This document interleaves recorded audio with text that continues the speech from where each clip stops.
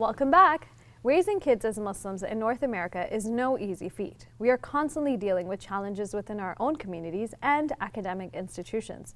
But how can we overcome these issues and use them as opportunities to truly teach kids to love Islam and pride themselves for their Muslim identity? Joining me to discuss this very interesting topic is Hina Mirza. Hina is the co-editor and lead writer of the Islamic Society of North America's online Canadian publication called ISNA Lanterns, and also serves as the vice chair for the Media Communications Committee for ISNA Canada. Let's get her thoughts on this issue. Welcome to the show, Hina. Assalamu alaikum. Thank you for having me. Salam. So Hina, can you tell us a little bit about your background, specifically in as it relates to writing about parenting? Yes, absolutely. So ISNA Lanterns likes to write about topics that are relevant to people living in North America, specifically in Canada. And one of the issues that we've noticed that has come up a lot is raising children in Canada, or how do you parent? And I find it really interesting that we need to be qualified to do any job in the world except for parenting. That kind of just falls That you just have to do it. Absolutely. Nobody's going to ask you for certification. Nobody's going to ask for your qualification. But it's not as easy said than done. When you actually become a parent, there is so much to think about. And the really amazing thing about parents these days is that they're looking to be informed. They're looking to be educated. They want to know what's the best choice possible for my child, which is where our publication comes into place. Now, Lanterns does cover a number of issues, but I am sort of focused on writing for parents and having to work with that demographic and dealing with their issues. And you yourself are a parent as well, so you I have am. experience there. Yes, a little bit. I've got 3 children, and they go through a lot of the ages 11, 8, and 6. So Perfect. I get to see it all. So you have a good array. So can you tell me a little bit about, Muslim parents are facing challenges. Tell me a little bit about that. What do you think from your perspective are some of these challenges as it relates to educational institutions? Well, for starters, we want to help our children build a good identity. We want them to be good Muslims, but we want them to be stronger members in the community as well. And that's a lot of pressure on parents to create a multi-dynamic, multifaceted human being. It's an incredible challenge. So what do you do? How do you begin? How do you instill Canadianness but not let go of the Muslimness in a child? So facing that particular issue is always going to be very important to parents, and then not to mention all the academic issues that they're coming across now in public schools with the whole curriculum issue. It's a lot to take in. Tell me a little bit about experiences and I guess your perspective on public schools. Some parents contemplate Islamic schools, some are contemplating homeschooling. How do you address all of that, as you mentioned, when you're talking about this idea of Canadianness and Muslimness? Yeah, the fantastic thing is that there are options out there, and that's one thing that as people we just need to be very grateful that we have options. Definitely. There was a time and day when there weren't choices. You had to do what the system kind of threw in your lap, and you had to work with it. Parents nowadays are given choices and they're given options, and they can work with what works best for their family. And I can't insist enough how individual this decision is. I know that there is a lot of conversation about, should I choose public school? Should I do homeschooling? Is Islamic school better?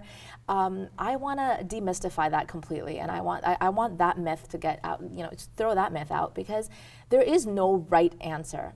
I have so many parents who will come up to me at the end of workshops and say, Sister Hina, just tell me, what should I do with my child? Should I send them to Islamic school? Should I start homeschooling them? And I tell them, I say, just take a deep breath. The first thing, credit yourself for being a good parent first, because you are so concerned about your child's outcome that you are focusing on their education. What form of education is going to be the best? So that's a great first step to take. Of course.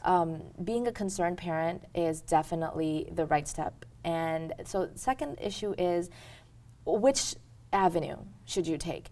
That's always going to be so individual, depending on your financial status, depending on whether, the mother feels comfortable being around the kids all day long. And I know it sounds horrible, but, it's entirely such an individual decision to make. What kind of support system do you have? What kind of opportunities? Are you a working mom? Is the father also working?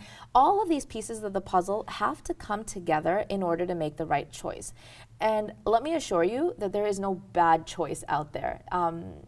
You will never find a parent who will actively sit and say, I really want to mess my child up, so I'm going to put them in public school. Or, I'm going to homeschool because I don't want my child to have social skills. You are never going to find a parent who is trying to come up with the worst outcome for their child. Every parent, with their best interest at heart, wants to do what is right for their children. And we as individuals and as a community, we need to learn to be respectful of everyone's choices, and we need to learn to be kind. I see a lot of parents who are, they're just adamant that homeschooling is the best option, and that's the best thing you can do. And when they meet a public school parent, they'll look down upon them, and they'll say, I can't believe you're ruining your child's future. You're not concerned about how your child is going to be. This is the worst thing possible. I wish we would stop doing that to each other. Understand and love and care and show that kind of level of respect and kindness. So I know you mentioned a little bit about the topic that's on everyone's radar, the sex ed curriculum. Yeah. So tell me a little bit about, I guess, your perspectives. In another article that you wrote about public schools, you said that, the ways that we can teach children to really become accepting is help them teach that there is a beautiful balance that can be created in North America within the schools. But how are we going to create this balance when parents, especially with the sex ed curriculum, are they themselves are not feeling the balance? So what's your... Okay. And that's a very loaded question, but go for it. There are a lot of pieces to that question. Hopefully I'll get them all. So I'm going to tell you what I tell all my parents every time I do a workshop. I tell them that this new curriculum is a blessing in disguise. And alhamdulillah, thank you, God, for sending us this curriculum, because Muslim parents, and I'm not trying to stereotype here, I'm just generalizing a statement, it's not about everybody. A lot of Muslim parents were never involved in their child's education. They would ship their children off to school, and they have nothing to do with what's happening for that 8 hours while the kids are outside of the house. This curriculum has literally taken a gigantic spotlight and put it on their child's education, and that's fantastic. For the first time, you're going to see Muslim moms concerned about, what are they reading to my child at school? You're going to have fathers saying, who's my child's teacher? What are they learning? What are the discussion topics? All of these conversations are happening. Now, we all know that the curriculum and the health phys ed curriculum has always existed. There has been some elements of it that have always been present. Nothing has changed. That's not new. What's new is the new dimensions that they've added to it, maybe perhaps even opened up the conversation a little bit. Now, again, I'm going to try to make sure that I get everything, because that question was quite loaded with all information. One of the things is that children living in North America, or anywhere actually, are going to be exposed to information. Yes. You have to accept that. You have to understand it. The question is, when are they going to be exposed? Now, perhaps maybe if you put your child in public school, that information comes to them sooner. If you're homeschooling, you're delaying the process of that information. So as a parent, I want to encourage everybody, don't worry about what information they're going to come across. Worry about when they come across it, what are they going to do with it? We have to teach our children to have appropriate responses. And Islam has a wonderful way of creating those positive, appropriate responses wherever and whenever they come across them.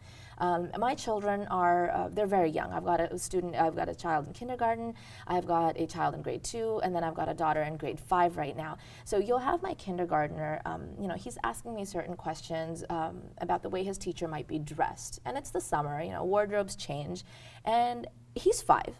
Well, he was 5 at the time. And I would tell him, I would say, it doesn't matter what the other person is doing. What are you doing in response to what they are doing? Focus on that. Focus on yourself. Let's not point fingers or say, oh, but so-and-so said this, or so-and-so dressed like that, or so-and-so believes this, or so-and-so, even when you want to talk about homosexuality or gender identity, it doesn't matter. That is irrelevant. What's important is your communication with your child.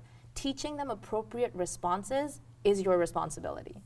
Can you share an example? I know when we were talking off air, you mentioned your child had actually come to you and asked a question. Yes, so that infamous pink day always happens, and something or the other has to come up.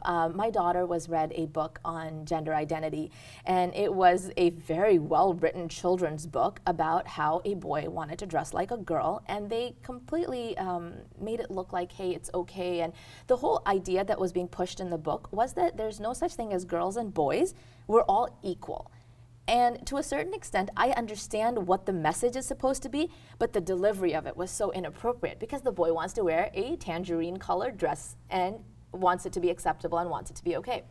So, I communicate with my kids a lot. I encourage a lot of conversation just to kind of find out what's happening at school and how they're processing the information. So my daughter comes home and I'm asking her questions about what had happened, and she tells me about this story that she read. And internally, my brain is, oh my God, I can't believe they read this to her. But you know, I mean, my And game how old phase, was she at the time? She's 8. Oh, she was she's 8. 8, Yeah, this okay. year. It happened this year. Okay. But in front of her, I've got my mommy face on, and Yes. I'm like, oh, and then tell me what happened, because you want more information. She's gonna watch this in like 20 years and figure out my secret. It's okay. But anyways, so you know, I've got my mommy face on, and I'm like, tell me more. So then what happened, and then what happened? Bottom line is, the entire story was about gender equality, and there's no such thing as boy stuff and girl stuff. We had that conversation. I let her, you know, just kind of spill it all out.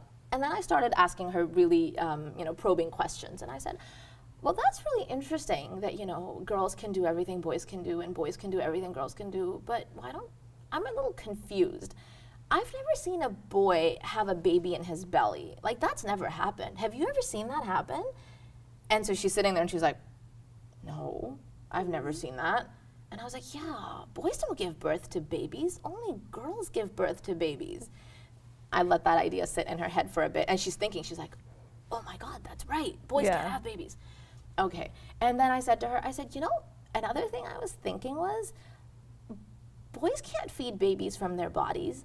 You know, I mean, I know some parents might find these questions inappropriate, but my children, I make sure that these, Yeah. you know, they understand. They know the truth of where things are happening. As long as it's appropriately delivered, they know the truth. So I said to her, I said, you know, boys don't feed their babies from their bodies. Only mommies can feed their babies. That's interesting. It's, you just told me that girls can do everything boys can do, and boys can do everything girls can do. I don't think that's true. Do you think that's true? And all of a sudden, it was like a light bulb went off in her head, and she's like, you're right, Mom.